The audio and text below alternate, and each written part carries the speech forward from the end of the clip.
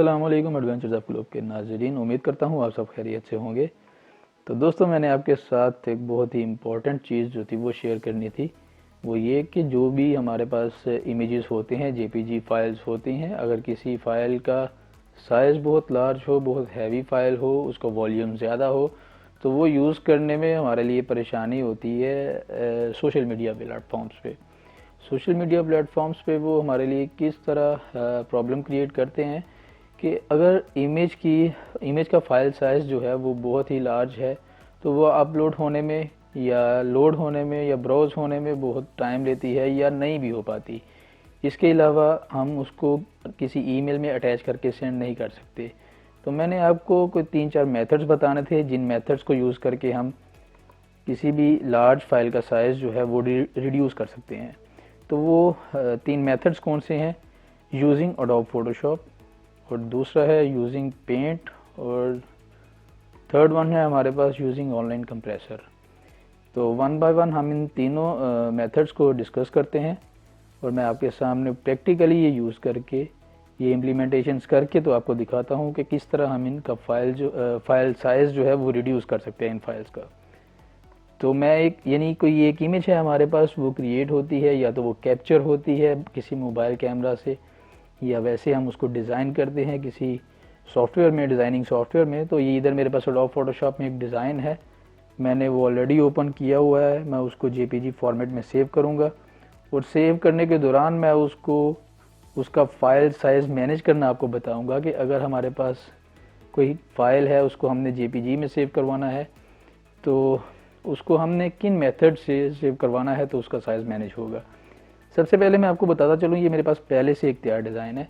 इसको मैं चलिए सेव करवाता हूँ। फाइल पे क्लिक करेंगे, सेव एज़ करूँगा मैं।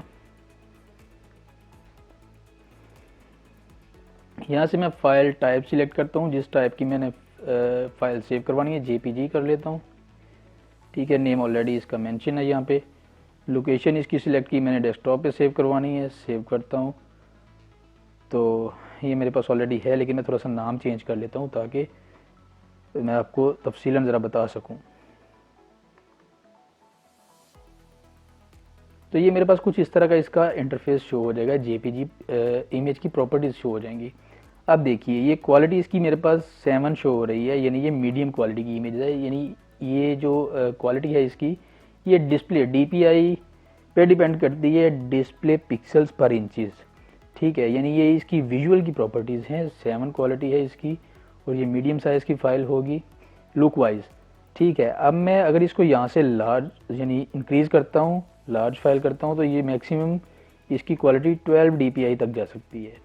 इसका साइज़ देखें, ये भी इंक्रीज़ हो गया आगे, ये हो गई है 14.2 MB की।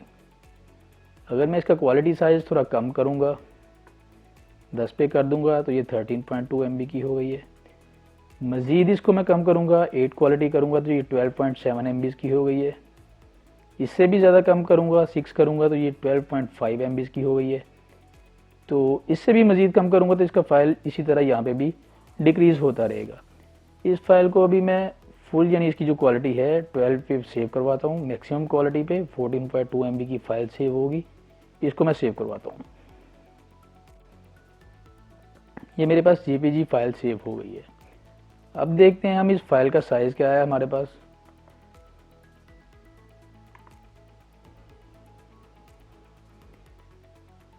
अब देखिए, सेव होने के बाद इसका साइज़, मेरे पास जो साइज़ ऑन डिस्क आया ये 11.7 MB आया है।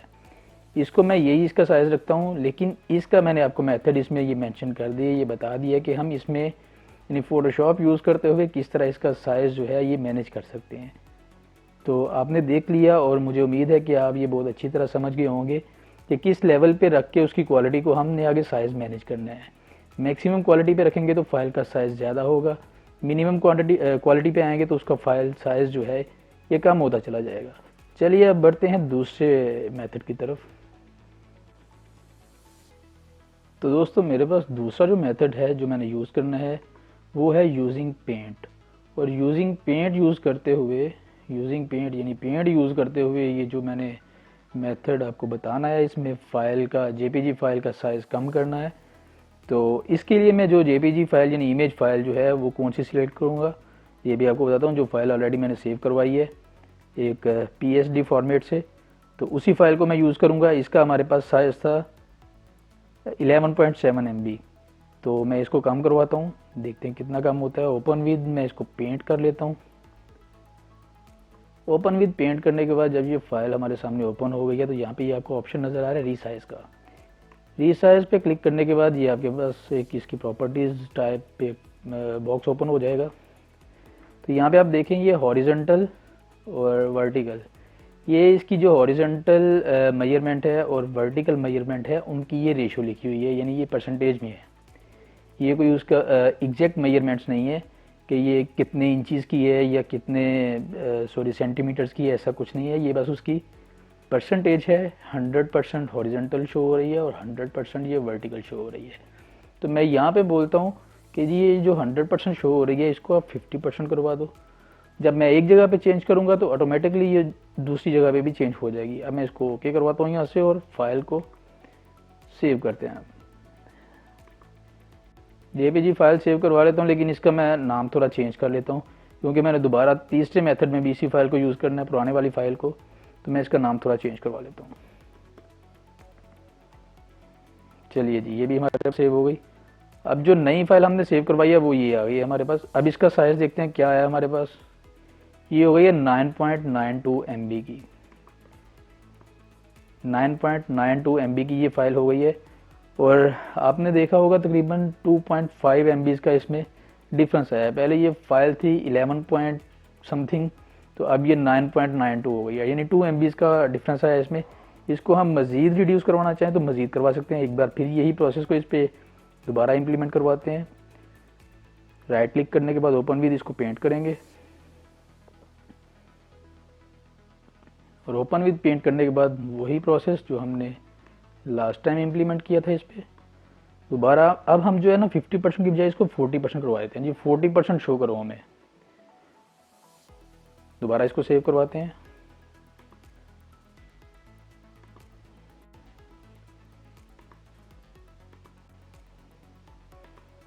ये देखिए अब इसका फाइल साइज मज़ीद कम हो गया होगा।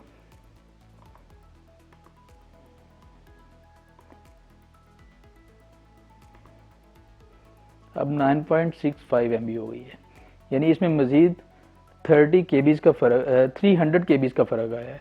ये 9.65 MB जो है ये 9.65 नहीं है, ये 9.650 है, यानी 650 KB हैं ये।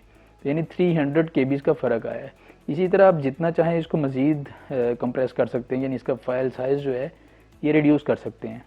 अब हम बढ़ते हैं तीसरे मेथड की तरफ। तो दोस्तों हमारा तीसरा मेथड जो है वो है यूजिंग ऑनलाइन कंप्रेसर। मैं ये प्रोसेस यानी ये मेथड जब आपके सामने यूज़ करूँगा तो आप भी इसको बहुत ही ज़्यादा पसंद करेंगे। और मैं पर्सनली भी जब मुझे ज़रूरत पड़ती है किसी फाइल का साइज़ कंप्रेस करने के लिए, रिड्यूस करने के लिए, तो मैं यही प्रोसेस यूज़ करता हूँ, क्योंकि इसमें फ़ाइल का जो साइज़ है वो बहुत ज़्यादा कम हो जाता है और उसका क्वालिटी में भी कोई फ़र्क नहीं आता। तो जो भी हमने पिछले प्रोसेस किए हैं दो, यूजिंग अडोब फोटोशॉप और यूजिंग पेंट, तो पेंट में जब हम यूज़ करते हैं इस प्रोसेस को, ये पेंट वाला मेथड जब हम यूज़ करते हैं तो वो उस इमेज के बाद में क्वालिटी जो है वो बहुत ही ज़्यादा लो हो जाती है। यानी उसको हम मज़ीद जूम करेंगे तो उसके पिक्सल्स जो हैं वो डिस्ट्रॉय होते हैं। तो अब हम ये थर्ड मेथड जो है ये मैं आपके सामने यूज़ करता हूँ, ऑनलाइन इमेज कंप्रेसर। यानी आपने अपने ब्राउज़र में जाके जस्ट ये टाइप करना है online image compressor. Online image compressor आपके सामने बहुत ज़्यादा इसके ऑप्शंस आ जाएंगे। कोई भी एक सिलेक्ट कर लें, लेकिन मैं वही सिलेक्ट कर रहा हूँ जो मैं हमेशा यूज़ करता हूँ। और यहाँ पे मैं अब अपनी फ़ाइल सिलेक्ट करूँगा जिसका मैं साइज़ रिड्यूस करवाना चाह रहा हूँ।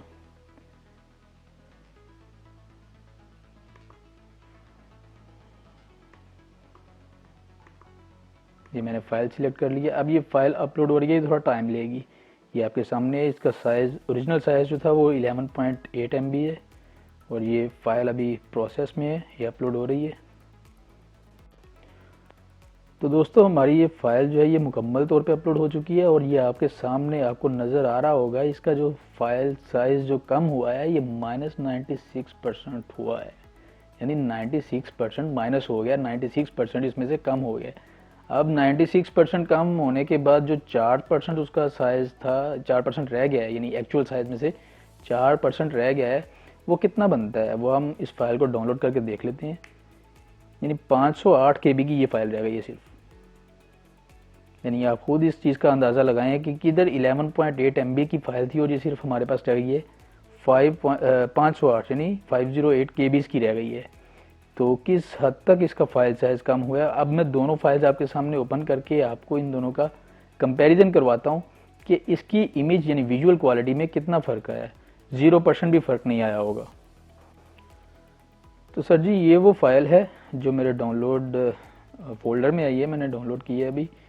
तो इसको मैं ओपन करवा लेता हूँ।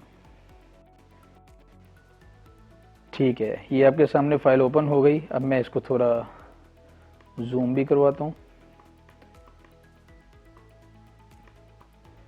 ये देखिए 285% हो गई है। फिर जाके इसको थोड़ा सा फ़र्क आया है, लेकिन इससे कम यानी कोई फ़र्क महसूस नहीं हो रहा इसमें। अब जो एक्चुअल फाइल थी मैं उसको ओपन करवा के थोड़ा जूम करवाता हूँ। एक्चुअल फाइल ये है, इसको भी मैं जूम इन करवाता हूँ। 285% तक जाएंगे हम। अब देखिए, क्या आप लोग इस चीज़ का कंपैरिजन यानी इन दोनों को आपस में इस हद तक कंपेयर कर लेंगे कोई फ़र्क है दोनों में? मुझे तो बिल्कुल भी इन दोनों में कोई फ़र्क नहीं महसूस हो रहा, क्योंकि दोनों का विजुअल बिल्कुल सेम है, दोनों के पिक्सल्स अभी तक बिल्कुल सेम है 285% तक।